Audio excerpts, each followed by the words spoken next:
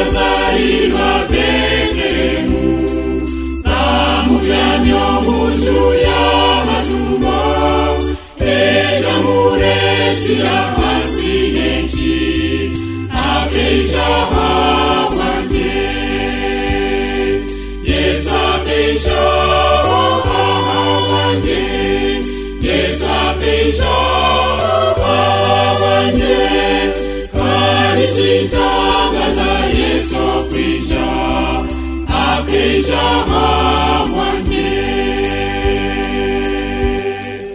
Yesu akekorere bibi byetu, obuyafera musharaba, mwenu nogira makaferoha, ninye yaferire,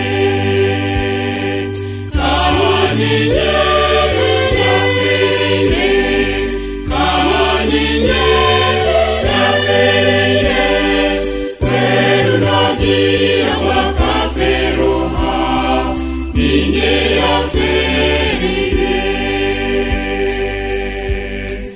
Yesu nakunda kujuna bantu ababiro mu mitwe mibi, natwe tatwe no mu mbabazi ze, nanjye kananyita,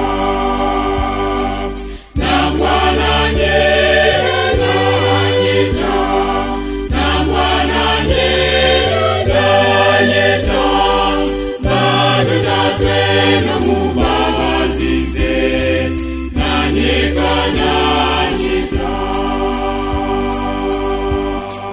Wanyuma Yesu yagaruka, niko yaraganisa bejibe, yamureba na ruko mw'iguru, ayizire